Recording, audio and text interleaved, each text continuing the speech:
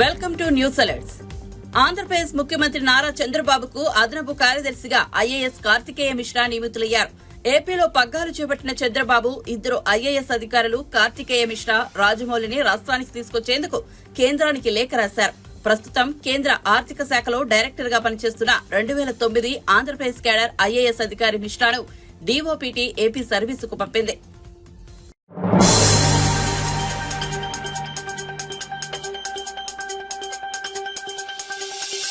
ప్రొద్దుటూరు మాజీ MLA YCP నేత రాచమల్లు శివప్రసాద్ రెడ్డి ఆసక్తికర వ్యాఖ్యలు చేశారు. ప్రజలను ఉద్దేశించి మాట్లాడుతూ ఎన్నికల్లో మేం ఓడిపోయాం, మీరు మోసపోయారని పేర్కొన్నారు. ఓడిపోయిన వారి కంటే మోసపోయిన వారి ఎక్కువ దురదృష్టవంతులు, దుఃఖిస్తారు, మీ పరిస్థితి అదే అని వ్యాఖ్యానించారు. నేటి నుంచి 5 సంవత్సరాల పొడవునా ప్రతిరోజు మీరు మోసపోతూనే ఉంటారు, దుఃఖిస్తూనే ఉంటారు. ఆశించిన లబ్ధి మీకు అందక ఇబ్బందులు పడుతూనే ఉంటారు. మీ తరపున మేం ప్రశ్నిస్తూనే ఉంటాం. మీ తరపున మేం రాష్ట్ర ప్రభుత్వం మీద శాంతియుత పోరాటాలు కొనసాగిస్తూనే ఉంటాం. మీరు మాకు ఓటు వేయలేకపోయినా పర్లేదు, మమ్మల్ని మీరు ఓడించినా పర్లేదు. మీ తరపున మేము పోరాటం చేసే క్రమంలో కనీసం నైతికంగా బలాన్ని అందించే ప్రయత్నం చేయండి. ఈ 5 ఏళ్లలో మేము చేయబోయే పోరాటాలలో మీ మద్దతును మాకు ఇవ్వండి రాచమల్లు శివప్రసాద్ రెడ్డి విజ్ఞప్తి చేశారు. ప్రభుత్వం మీద శాంతియుతమైన పోరాటాలు కొనసాగిస్తానే ఉంటాం. కనీసం మాకు ఓటు వేయలేకపోయినా పర్వాలే, మమ్మల్ని మీరు ఓడించినా పర్వాలే, మీ తరపున మేము నిజాయితీగా పోరాటం చేసే క్రమంలో నైతిక బలాన్ని మాకు అందించే ప్రయత్నం చేయమని, మీ మద్దతును మాకు ఈ పోరాటాలలో 5 సంవత్సరాల పొడుగునా మేము చేయబోయే పోరాటాలలో మీ మద్దతును మాకు ఇమ్మని చెప్పి మనస్ఫూర్తిగా విజ్ఞప్తి చేస్తూ ఉన్నాం. ఇది తొలి మోసం. చంద్రబాబు నాయుడు గారి కూటమి ప్రభుత్వం ఏర్పడిన తర్వాత ఇది మొదలైంది మోసం. దీనికంటే ముందు డిఎస్సి అన్నారు. ఎన్నికలలో గెలిచిన తర్వాత తొలి సంతకం డిఎస్సి అని చెప్పినారు. అంతకుముందు 6,000 ఉద్యోగాలకు జగన్మోహన్ రెడ్డి గారు అనుమతినిస్తే నియామకాలకు, చంద్రబాబు నాయుడు గారు వచ్చిన తర్వాత 10,000 ఉద్యోగాలకు సంతకం చేసినారు నియామకాలకు. మొత్తం కలిపితే 16,000 ఉద్యోగాలు.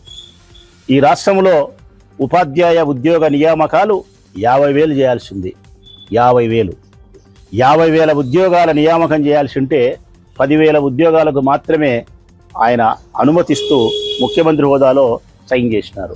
అంటే మిగతా 35,000 ఉద్యోగాలు ఎప్పుడు నియామకాలు చేస్తారు? మాట ఇచ్చిన ప్రకారం 50,000 ఉద్యోగ నియామకాలకు ఉత్తర్వులు ఇవ్వకుండా 16,000 ఉద్యోగాలకే మీరు అనుమతులు ఇవ్వడం అన్నది ఇక్కడ కూడా మళ్ళీ నిరుద్యోగ యువతను మోసం చేసినట్టే. మిమ్మల్ని నమ్మి ఓటేసినటువంటి నిరుద్యోగ యువతను మీరు మోసం చేసినట్టే. ఈ ప్రొద్దుటూరు నియోజకవర్గంలో ఉండే నిరుద్యోగులందరూ ఎక్కువ శాతం 80% తెలుగుదేశం పార్టీ అభ్యర్థికి ఓటేసినారు. మీ అభ్యర్థి యొక్క విజయానికి కారణమైనారు, నా ఓటమికి కారణమైనారు. అట్టి నిరుద్యోగ యువతను మళ్ళీ మీరు మోసం చేస్తూ ఉన్నారు. 50,000 ఉద్యోగాల నియామకాలకు ఉత్తర్వులు ఇవ్వకుండా 10,000 ఉద్యోగాలకు మాత్రమే సంతకం చేసి మరొక మోసం చేస్తూ ఉన్నారు. వాలంటీర్ వ్యవస్థను కొనసాగిస్తూ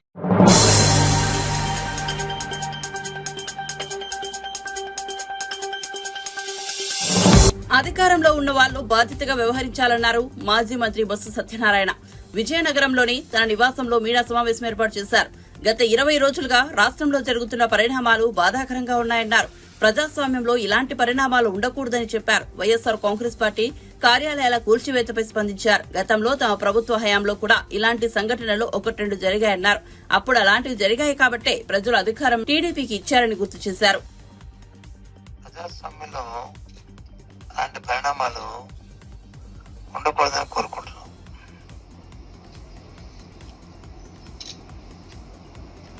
అయితే మరి అప్పుడు ఇంతకు ముందు జరిగాయి కదా 1-2, అందుకే ఇవి జరుగుతున్నాయి కదా అని అనుకుంటే, ఆ జరిగాయి కాబట్టే అలాంటి 1-2 సంఘటనలు వచ్చి ప్రజలు దాన్ని అంగీకరించదు కాబట్టే ఈరోజు మళ్ళీ ఈ రకంగా మీ ముందుకు వచ్చి ప్రెస్ కాన్ఫరెన్స్ పెట్టడం అవుతుంది.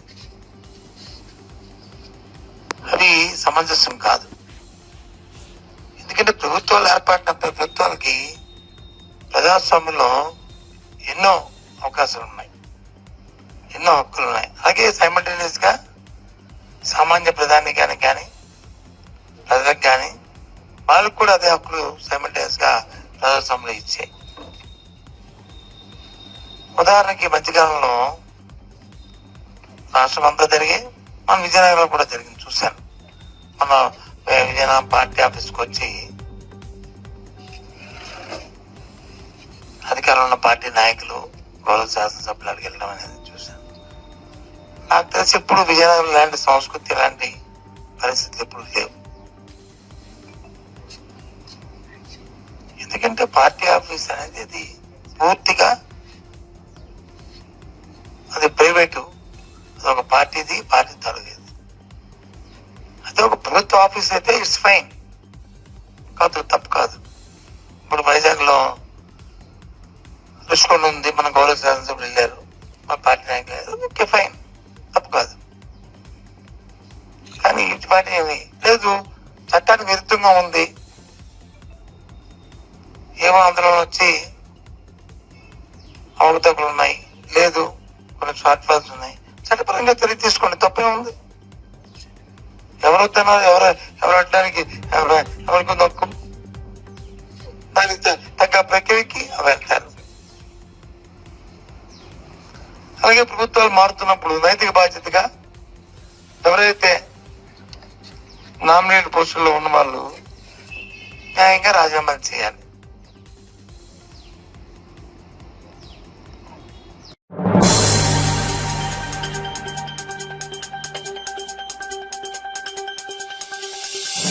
మాజీ మంత్రి పెద్దిరెడ్డి కుటుంబం పుంగునూరును మాఫియా రాజ్యంగా మార్చేసిందని మంత్రి బండిపల్లి రాంప్రసాద్ రెడ్డి ధ్వజమెత్తారు. వైఎస్సార్సీపీ ప్రభుత్వం పోవడంతో పీడ విరగడైందని, పుంగునూరు ప్రజలు ప్రశాంతంగా ఉంటే అక్కడికెళ్లి రచ్చ చేయాలని రాజంపేట ఎంపీ మిథున్ రెడ్డి ప్రయత్నిస్తున్నారని ఆగ్రహం వ్యక్తం చేశారు. జగన్ తర్వాత అత్యధిక అక్రమార్జన చేసింది ఆయనే. 1985-90 మధ్య పెద్దిరెడ్డిది సామాన్య కుటుంబం. వైఎస్సార్సీపీకి ఆయన కుటుంబం వేల కోట్లు సమకూర్చింది. రాష్ట్రంలోని ఖజానాలను పెద్దిరెడ్డి తవ్వేశారు. రాష్ట్రంలో 10,000 ఎకరాలు దోచేశారు. పెద్దిరెడ్డి కుటుంబం చేసిన అక్రమాలన్నీ బయట పెడతామని మంత్రి రాంప్రసాద్ రెడ్డి పేర్కొన్నారు. ఈ రోజు వాళ్ళ కళ్ళల్లో రక్తం వస్తుంది. ఎందుకంటే పేద ప్రజల యొక్క ఆస్తులైతేనే మాన ప్రాణాలు దోచిన ప్రభుత్వం ఏదైనా ఉందంటే గత 5 సంవత్సరాల్లో జగన్మోహన్ రెడ్డి ప్రభుత్వమే. 1985-90 ప్రాంతంలో ఒక సామాన్యమైన కుటుంబం ఆ పెద్దిరెడ్డి కుటుంబం. ఈరోజు 2024లో ఎన్నికల్లో రాష్ట్రానికి సంబంధించిన నిధులన్నీ సమకూర్చింది ఎవరో మీ అందరికీ తెలుసు. వందలాదిగా కాదు, వేలాది కోట్లు అక్రమంగా సంపాదించి జగన్మోహన్ రెడ్డికి బినామీగా తయారై మొన్న ఎలక్షన్లలో ఒక్కో నియోజకవర్గానికి 100 కోట్లు ఖర్చు పెట్టింది ఎవరో మీ అందరికీ తెలుసుకోవాలి. మీరు గ్రానైట్ అయితేనేం, ఇసుక అయితేనేం, లాట్రైట్ అయితేనేం, ఎక్కడ ఖనిజాలు ఉన్నాయో అక్కడంతా తవ్వి కంపెనీలకు ఫారిన్కు ఎక్స్పోర్ట్ చేసిన ఘనత ఆ దరిద్రులకే దక్కుతుంది.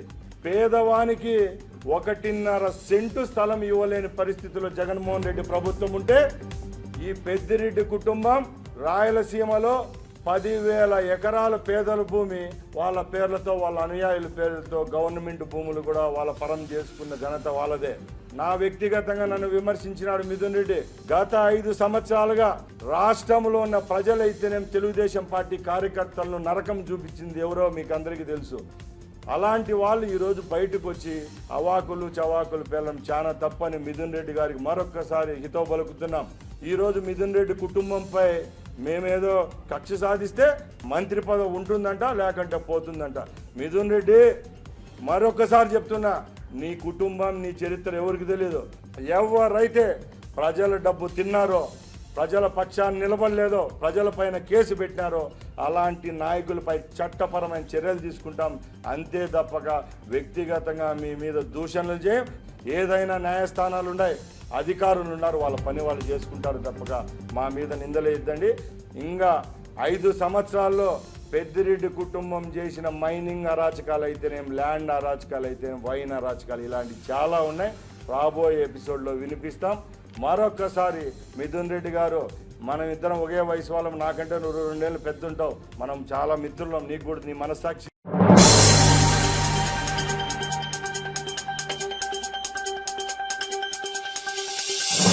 అధికారంలోకి రాగానే ఒక్క సంతకంతో నిరుద్యోగుల సమస్యలు పరిష్కరిస్తానని ఎన్నికల ముందు హామీ ఇచ్చిన రేవంత్ రెడ్డి సంతకం ఇప్పుడేమైందని మాజీ మంత్రి హరీష్ రావు ప్రశ్నించారు. నిరుద్యోగుల డిమాండ్ల సాధన కోసం గాంధీ ఆసుపత్రిలో ఆమరణ నిరాహార దీక్ష చేస్తున్న విద్యార్థి నాయకుడు మోతీలాల్ నాయకుడు హరీష్ రావు పరామర్శించారు. డాబ్ క్యాలెండర్ సహా అనేక హామీలను కాంగ్రెస్ ప్రభుత్వం అటకెక్కిందని మండిపడ్డారు. గ్రూప్ 2, గ్రూప్ 3 పోస్టుల సంఖ్యను పెంచాలని డిమాండ్ చేశారు. నిరాహార దీక్ష చేస్తా ఉంటే ఈ రాష్ట్ర ప్రభుత్వానికి కనీసం చీమగుట్టినట్టు కూడా లేకపోవడం చాలా దురదృష్టకరం. మేము జాబ్ క్యాలెండర్ ఇస్తామని చెప్పారు. 2 లక్షల ఉద్యోగాలు సంవత్సరంలోగా నింపుతామని చెప్పి ఇవాళ 7 నెలలైనా జాబ్ క్యాలెండర్కు అతిగతి లేదు. మా నిరుద్యోగులు ఇవాళ ఆమరణ నిరాహార దీక్ష చేస్తూ ఉంటే, పోరాటాలు చేస్తూ ఉంటే ఎందుకు రాహుల్ గాంధీ గారు పట్టించుకోరు? మీరు జాబ్ క్యాలెండర్ ఇస్తామని ఒకవైపు రేవంత్ రెడ్డి గారు, ఇంకొక వైపు బట్టి విక్రమార్క సంతకాలు పెట్టి బాండ్ పేపర్ల మీద రాసిచ్చారు. మీరు ఏమైనాయి మీ సంతకాలు? ఏమైనాయి మీ బాండ్ పేపర్లు?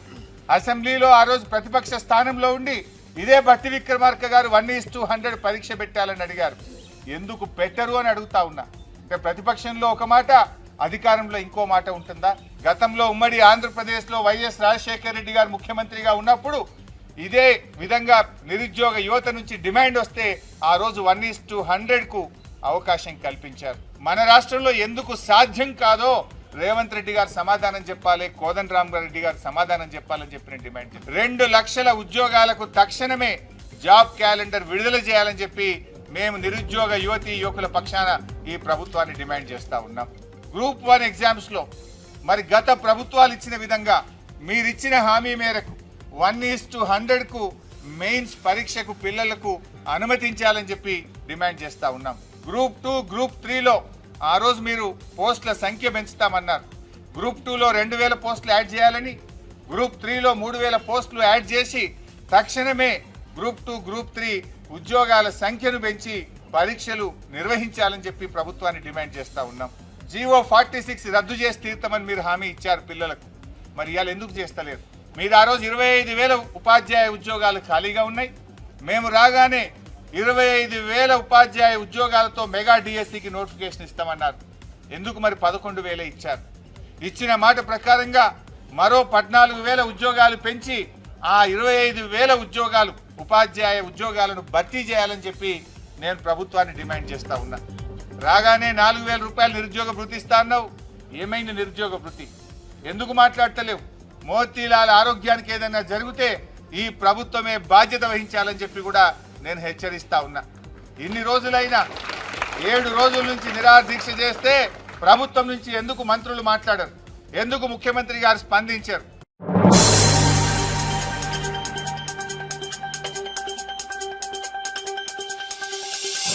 జగన్ ఏకపక్ష నిర్ణయాలతో ఆంధ్రప్రదేశ్ రాష్ట్రం పూర్తిగా నష్టపోయిందని మంత్రి కొలుసు పార్థసారథి ఆరోపించారు. రాష్ట్రాన్ని కష్టాల నుంచి గట్టెక్కించేందుకు కూటమి ప్రభుత్వం తీవ్రంగా శ్రమిస్తోందన్నారు. వీఐపీ ప్రారంభ విరామ దర్శన సమయంలో ఆయన తిరుమల శ్రీవారిని దర్శించుకున్నారు. టీటీడీ అధికారులు ఆయనకు స్వాగతం పలికి దర్శన ఏర్పాట్లు చేశారు. అనంతరం గర్భాలయంలో స్వామివారిని దర్శించుకుని మంత్రి పార్థసారథి మొక్కులు చెల్లించుకున్నారు.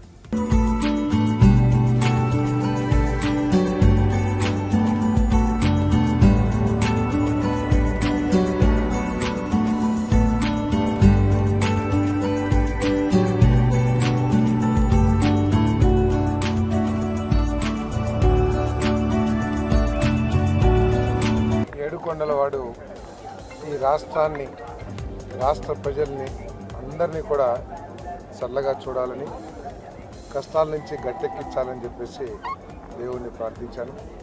మరి ప్రస్తుతం రాష్ట్రం ఎదుర్కొన్న ఇబ్బందుల నుంచి, రాష్ట్రం పడిన నష్టాల నుంచి ఈ రాష్ట్రాన్ని గట్టెక్కించి రాష్ట్రానికి, రాష్ట్ర ప్రజలకి మంచి భవిష్యత్తు, ప్రత్యేకంగా యువతి యువకులకి, రైతులకి, మహిళలకి అందరికీ మంచి భవిష్యత్తుని ఏర్పాటు చేయటానికి చంద్రబాబు నాయుడు గారు, కూటమి ప్రభుత్వం తీవ్రంగా కృషి చేస్తుందని చెప్పేసి మనం చేస్తామని నేను కొన్ని అవకతవక నిర్ణయాల మూలంగా కానివ్వండి, దూరాలోచన లేకపోవటం మూలంగా కానివ్వండి, ఏకపక్ష నిర్ణయాల మూలంగా కానివ్వండి, రాష్ట్రం అనేక విధాలుగా అన్ని రంగాల్లో కూడా నష్టపోయిందని చెప్పేసి చాలా స్పష్టంగా అర్థమవుతా ఉంది. మరి అనుభవశాలైన చంద్రబాబు నాయుడు గారు, దూరదృష్టి, రాష్ట్ర భవిష్యత్తుకి ఒక ఆలోచన కలిగిన మరి చంద్రబాబు నాయుడు గారు, పవన్ కళ్యాణ్ గారు, లోకేష్ బాబు గారు, తర్వాత మా మంత్రివర్గ సహచరులు, శాసనసభ్యులు అందరం కలిసి ఈ రాష్ట్రాన్ని పారిశ్రామికంగా, వ్యవసాయకంగా, ఉపాధి పరంగా అన్ని రంగాల్లో అభివృద్ధి చేస్తానికి మేము తీవ్రంగా కృషి చేస్తానికి కట్టుబడి ఉన్నామని చెప్పేసి మనం చేస్తాను. మరి ఈ సందర్భంలో మోడీ గారి ప్రభుత్వం కూడా మరి రాష్ట్రానికి, కష్టాల్లో ఉన్న ఈ రాష్ట్రానికి అండగా ఉంటుందని చెప్పేసి ఆయన భరోసా కల్పించడమే కాకుండా మేము కూడా పూర్తి నమ్మకంతో ఉన్నామని చెప్పేసి కూడా ఈ సందర్భంగా తెలియజేస్తూ వీటన్నిటికీ ఆ ఏడుకొండల వాడి ఆశీర్వాదం అవసరం. ఆ ఏడుకొండల వాడి ఆశీర్వాదం అందరికీ, రాష్ట్ర ప్రజలందరికీ కూడా ఉండాలని చెప్పేసి మనసారా కోరుకుంటున్నాం. పెన్షన్ 3,000 నుంచి 4,000, మరి అదేవిధంగా అంగవైకల్యులకి 5,000 నుంచి 15,000, మొత్తం 65 లక్షల మందికి 4,408 కోట్ల రూపాయలని మరి రేపు పెన్షన్గా ప్రజలందరికీ ఇంటి దగ్గరికి తీసుకువెళ్ళి వాళ్ళ సంతోషంగా వాళ్ళ చేతుల్లో పెట్టే కార్యక్రమం రేపు చేయబోతా ఉన్నాం. గత ప్రభుత్వం ఒక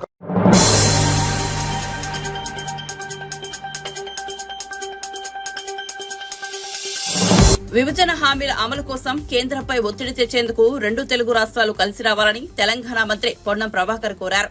వీఐపీ ప్రారంభ విరామ దర్శన సమయంలో ఆయన తిరుమల శ్రీవారిని దర్శించుకున్నారు. ఆలయం వెలుపల మీడియాతో మాట్లాడుతూ ఏపీలో నూతనంగా ఏర్పడిన ప్రభుత్వానికి అభినందనలు తెలిపారు. శ్రీవారి ఆశీస్సులతో తెలుగు రాష్ట్రాల ప్రజలు సుఖ సంతోషాలతో ఉండాలని ఆకాంక్షించారు. ప్రభుత్వం తరపున AP deputy CM Pawan Kalyan కు కొండగట్టులో స్వాగతం పలికామని చెప్పారు. గతంలో తిరుమలలో తెలంగాణ భక్తులు ఇబ్బందులు పడ్డారని చెప్పారు. తెలంగాణ భక్తులకు ఎలాంటి ఇబ్బందులు కలగకుండా చూడాలని టీటీడీని కోరారు. ప్రభుత్వానికి, గౌరవ ముఖ్యమంత్రి గారికి, ఉప ముఖ్యమంత్రికి, మంత్రులకు, శాసనసభ్యులకు, పార్లమెంట్ సభ్యులందరికీ శుభాకాంక్షలు. ఆ ఏడుకొండలవాడి స్వామి ఆశీర్వచనంతో 2 ఉభయ రాష్ట్రాలు ప్రజలు సుఖ సంతోషాలతో ఉండాలని ఆకాంక్షిస్తా ఉన్నాం. అదేవిధంగా 2 తెలుగు రాష్ట్రాలు కలిపి కేంద్రంపై ఏ విభజన హామీలు అయితే ఉన్నాయో ఆ విభజన హామీల అమలు కోసం కలిసి కేంద్రం మీద ఒత్తిడి తేవడానికి కలిసి రావాల్సిందిగా ఈ సందర్భంగా విజ్ఞప్తి చేస్తా ఉన్నాం. అదేవిధంగా నిన్న గౌరవ ఉప ముఖ్యమంత్రి గారు పవన్ కళ్యాణ్ గారు కరీంనగర్ జిల్లా కొండగట్టుకు వచ్చినారు. సాధారణంగా మా ప్రభుత్వం తరఫున స్వాగతం చెప్పినాం. వారు ఆంజనేయ స్వామి దర్శనం చేసుకున్నారు. ఇక్కడ కూడా గతంలో కొద్దిగా తెలంగాణ భక్తుల పరంగా ఇబ్బంది ఉంటే నేను గౌరవ ముఖ్యమంత్రి గారిని, అదేవిధంగా దేవాదాయ శాఖ మంత్రి గారిని, కాబోయే చైర్మన్, ఈవో గారులను కోరుతా ఉన్నా. తెలంగాణ ప్రజలు కూడా తెలుగు భక్తులే ఇక్కడికి వచ్చేటువంటి వాళ్ళ విశ్వాసానికి సంబంధించి దర్శనానికి ఇబ్బందులు లేకుండా గతంలో ఏ విధంగానైతే సిఫార్సులకు తెలంగాణ, ఆంధ్ర ప్రజాప్రతినిధులకు ఏ విధమైనటువంటి విధానం అవలంబించారో ఇప్పుడు కూడా అదే విధానం అవలంబిస్తే సంతోషంగా ఉంటుంది. ఎందుకంటే రాష్ట్రాలు వేరైనా తెలుగు వాళ్ళ అందరూ కూడా కలిసి ఆనాడు కూడా కోరుకున్నది అదే, ఇవాళ కూడా కోరుకున్నది అదే. ఇక్కడ వాళ్ళు అక్కడ వచ్చే భక్తులుగా ఉండొచ్చు, లేకపోతే ఇంకా రకరకాలుగా వ్యవహారాలు చేసుకునేటువంటి విదేశాల్లో ఉన్నటువంటి వాళ్ళకి ఆహ్వానిస్తూ ఉన్నప్పుడు పక్కన తెలంగాణ భక్తులకు సంబంధించి ఎటువంటి ఇబ్బందులు కలగకుండా చూసుకోవాల్సిందని ఇక్కడ ఉన్నటువంటి అధికారులందరికీ కోరుతా ఉన్నా. ఆ ఏడుకొండలవాడి స్వామి ఆశీర్వచనంతో 2 రాష్ట్రాల ప్రజలు అటు విభజన హామీల అమలుతో పాటుగా ఇటు వర్షాలు, రైతాంగము, వ్యవసాయం అంతా కూడా సుఖ సంతోషాలతో ప్రజలు ఇబ్బందులు లేకుండా ఉండాలని ఆ భగవంతుడు ప్రార్థిస్తూ ఉన్నాను. నాకేం అటువంటి సమాచారం లేదు. అట్లా కాంగ్రెస్ పార్టీ తనకంటూ ఒక కార్యక్రమం ఉంది. చాలా మిత్రులు ఉన్నారు. ఇలా ఇండియా కూటమిలో అనేక మంది మిత్రులు ఉన్నారు. ఎవరైనా వస్తుండొచ్చు, రాకపోతున్నట్టు దానికి సంబంధించి సమాచారం ఏం లేదు.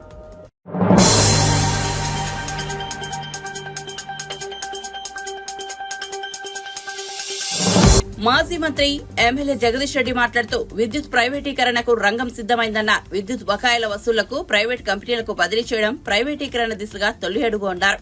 తెలంగాణ భవన్లో జగదీష్ రెడ్డి మీడియా సమావేశంలో మాట్లాడారు. ఈ సందర్భంగా ఆయన మాట్లాడుతూ విద్యుత్ రంగాన్ని ప్రైవేటీకరణ చేస్తే రైతులు ఉచిత విద్యుత్తును కోల్పోతారన్నారు. ఇంజిన్లు అమర్చబడి ఉంటాయి, మీటర్లు రైతుల గొంతు నొక్కే ప్రయత్నమని విమర్శించారు.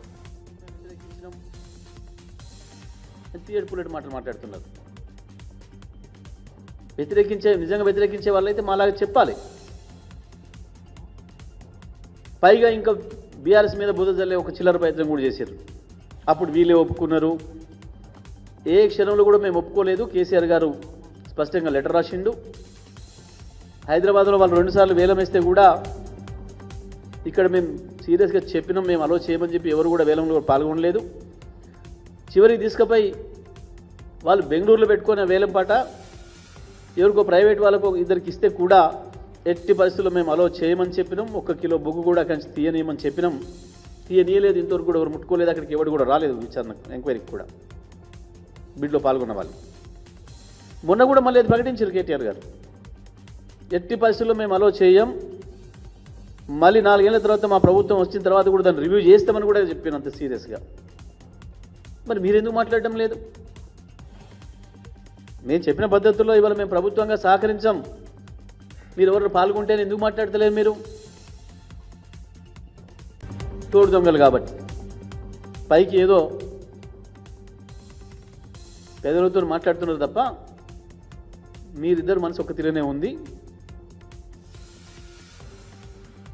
ఇవాళ విద్యుత్ విషయంలో కూడా అదే జరగబోతుంది. ఎట్టి పరిస్థితులలో కూడా విద్యుత్ ప్రైవేటీకరణ కేసీఆర్ గారు అంగీకరించేది లేదు, బీఆర్ఎస్ పార్టీ అంగీకరించదు. దీన్ని మేము తీవ్రంగా వ్యతిరేకిస్తాం. తెలంగాణ రాష్ట్ర ప్రయోజనాల రీత్యా తెలంగాణ రాష్ట్రంలో ఉన్న సామాజిక సమీకరణల దృష్ట్యా ఇంకా అనేక మంది ప్రజలకి సబ్సిడీ అందించాల్సిన అవసరం ఉంది. కాబట్టి ఎట్టి పరిస్థితులలో కూడా ప్రైవేట్ వ్యక్తులకు అప్పచెప్తే సాధారణ ప్రజలపైన నెత్తిన భారం పడి కరెంటు బిల్లులు కట్టలేక మళ్ళీ చీకట్లో ఉండాల్సి వస్తుంది, చీకటి పాలు అవుతుంది మళ్ళీ రాష్ట్రంలో పేదల బ్రతుకు. అందుకే దీనిపైన ప్రభుత్వం స్పష్టంగా చెప్పాలి, ఈ కుట్రను అందరూ కూడా కలిసి ఎదుర్కోవాలని చెప్పి కూడా నేను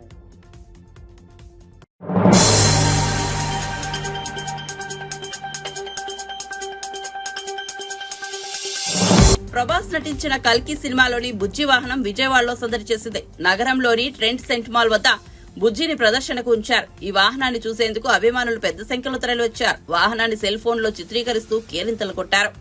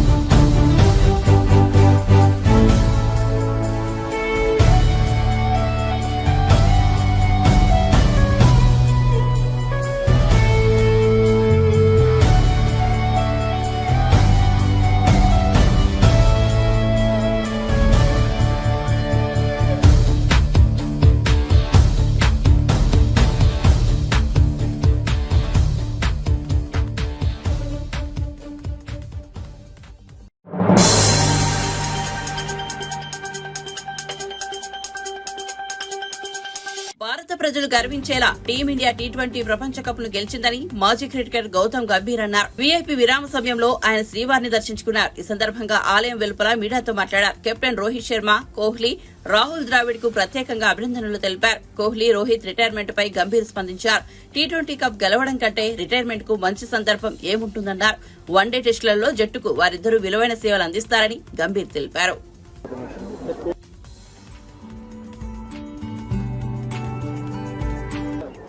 I want to congratulate Team India. I want to congratulate the entire nation that India has won the World Cup. It is for 140 crore Indians. The entire team has made the entire nation proud, and the entire nation is very, very happy. I want to congratulate Rahul Dravid, Rohit Sharma, the entire team, the entire support staff for achieving such a great success for the nation. Kohli and Rohit Sharma is a retirement. Yes. See, what better than finishing off their T20 career with a World Cup win? It couldn't have got better than that. Probably the script was written, and they both are great players. They've done so much for Indian cricket, and really want to congratulate wish them all the best. And they still play 2 more formats. They play Test cricket and One Day cricket. I'm sure they're going to keep contributing to the success of the country and to the team. The 13 years World Cup T20 2007 and 2024. How did it feel? I think India has played really good cricket even in the middle as well. Even in the 50-over World Cup, they played some incredible cricket. The World Cup was a massive success for them. It was just that they couldn't cross the line, but it was just a matter of time that they were able to cross the line. They're a quality side. We've got some world-class cricketers. So I want to congratulate all of them. I think their contribution and the way they performed, they made the entire nation proud. So next Indian coach, who is